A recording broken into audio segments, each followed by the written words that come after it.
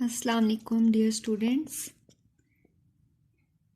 Today we are going to start lesson number 3, Dark They Were and Golden Eyed, written by Ray Bradbury. First of all, we will discuss the theme of the chapter. The Bittring family joined the Earth people to escape from nuclear war on the Earth. They flee to the planet Mars in a space rocket. ठीक है, bettering family जो थी वो ज़मीन पर nuclear war से बचने के लिए मार्स पे चली गई, प्लेनेट मार्स पे एस्केप कर गई. When they arrive, they find that all the Martian towns are empty. There are ghosts and memories or remained in the dead cities. जब वो वहाँ पहुँचे तो उन्हें पता चला कि तमाम मरीखी शहर जो हैं वो बिल्कुल वीरान पड़े हैं और सिर्फ वहाँ पे गोस्ट और जिन भूत और मेमोरीज ये सारी चीज़ें वहाँ मौजूद हैं. There is something in the atmosphere that is going to change their identities as well. और हवा में या आबो हवा में कुछ ऐसा था जो कि उनकी शनाख्त को, उनके आइडेंटिटी को चेंज कर रहा था. Harry Bittering wanted to cling to his earth ways on that deserted planet. Harry Bittering अपने जो अर्थली उनकी आदत थी या जो वे ऑफ लिविंग अर्थ पे था वही चीज़ें वहाँ पे वो इम्प्लीमेंट करना चाह रहा था. But he gradually realises that they are beginning to change in strange ways. और आहिस्ता आहिस्ता उनको पता चल गया कि वो आहिस्ता आहिस्ता अपनी शक्ल और अपनी आइडेंटिटी सब खो रहे हैं. And they also lost their earthliness. और ज़मीनी जो कुछ उनके पर्सनैलिटीज़ में था वो सब कुछ आहिस्ता आहिस्ता बदलने लगा. ठीक है, this was the theme. Now let's come to the translation. Dark they were and golden eyed. वो स्याह थे एंड गोल्डन आइड और सुनहरी आँखों वाले थे. गोल्डन आइड इसको आप सुनहरी आँखें भी कह सकते हैं, सुनहरी आँखों वाले या जर्द आँखों वाले. The rocket metal cooled in the Medo winds.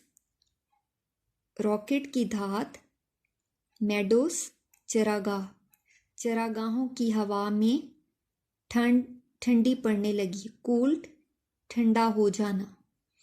Medo green fields. ठीक है, साथ साथ सिनोनिम्स नोट डाउन करते चले जाएं. Its lid gave a bulging pop. Lid उसका कवर इसको आप कह सकते हैं या उसका ढक्कन. उसके ढक्कन से एक उभरती हुई आवाज़ आ रही थी.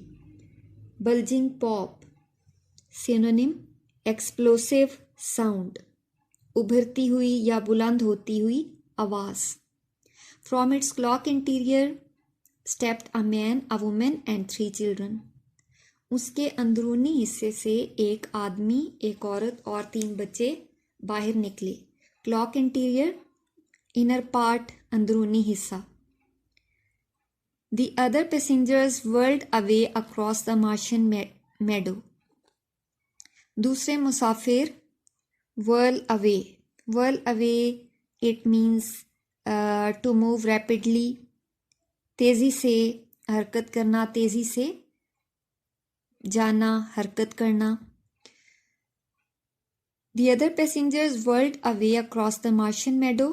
दूसरे मुसाफिर मरीखी चरागाहों में तेज़ी से, खो जाना भी कह सकते हैं या तेज़ी से हरकत की या उन्होंने हरकत की.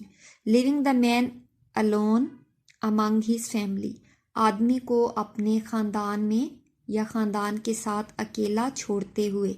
लिविंग छोड़ देना. दूसरे मुसाफिर मरीखी चरागाहों में गुम हो गए. आदमी को अपने ख़ानदान के साथ अकेला छोड़ते हुए. The man felt his hair flutter आदमी को अपने बाल उड़ते हुए महसूस हुए। फ्लटर उड़ना, बालों का उड़ना। And the tissues of his body draw tight, और उसके जिस्म के खुलिये सख्त हो गए। टिश्यूज खुलिये, सेल्स। ड्रॉ टाइट, सख्त हो गए। As if he were standing at the centre of a vacuum, जैसा कि वो किसी खला के दरमियान में खड़ा हुआ हो। His wife before him seemed almost to whirl away in smoke. उसकी बीवी उसके सामने स्मोक, धुएं में गुम होती हुई महसूस हुई। whirl away, गुम हो जाना, तेजी से हरकत करना, तेजी से मूव कर जाना। The children, small seeds, might at any instant be sown to all the Martian climes. बच्चे, स्मॉल सीड्स, छोटे बीज, किसी भी लम्हे मरीखी आबो हवा में बोए जा सकते थे। सोन मीन्स बो देना, जमीन में गाड़ देना, बो देना। क्लाइम्स, आबो हवा। The children looked up at him, बच्चों ने उसकी तरफ देखा।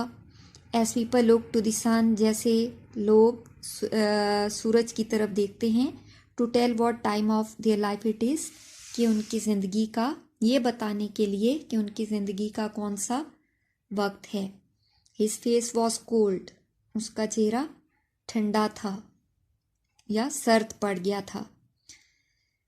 What's wrong, asked his wife, क्या मसला है, उसकी बीवी ने पूछा। Let's get back on the rocket, और रॉकेट पर वापस चले जाएं। Go back to the earth, ज़मीन पर वापस चले जाएं। यस, हाँ। लिसन, सुनो। The wind blew as if to flake away their identities. Blew, चलना। हवा चली जैसा कि उनकी शनाख्त साथ ले जाए। आइडेंटिटीज, शनाख्त। फ्लेक अवे मीन्स लूज कर देना, खो देना, जैसे कि उनकी शनाख्त खो दे। At any moment the Martian air might draw his soul from him, किसी भी लम्हे मरीखी हवा उसके जिस्म से, या उसके जिस्म से उसकी रूह को निकाल सकती थी। ड्रॉ, निकाल लेना। As marrow comes from a white bone, जिस तरह सफ़ेद हड्डियों में से गूदा निकाला जाता है। मैरो, मैरो मीन्स गूदा, या इसको आप सिनोनिम इसका करेंगे soft substance. He felt submerged in a chemical, वो एक केमिकल में सबमर्ज मीन्स पेनिट्रेट कर जाना, धंस जाना। वो किसी केमिकल में धंसता हुआ महसूस हुआ। दैट को डिज़ोल्व हिज इंटेलेक्ट, जो कि उसकी जहानत को ख़त्म कर देगा। And burn away his past, और उसके माजी को जला देगा। They looked at the Martian hills, उन्होंने मरीखी चट्टानों को देखा। That time had worn with the crushing pressure of years, जो कि वक्त ने सालों के तबाह कुन दबाव से ख़त्म होते हुए नज़र आए। They saw the old cities, उन्होंने पुराने शहरों को देखा। लॉस्ट इन देयर मेडोज, जो अपनी ही चरागाहों में गुम हो चुके थे। Lying like children's delicate bones among the blowing lakes of grass, जिस तरह से बच्चों की नाजुक हड्डियाँ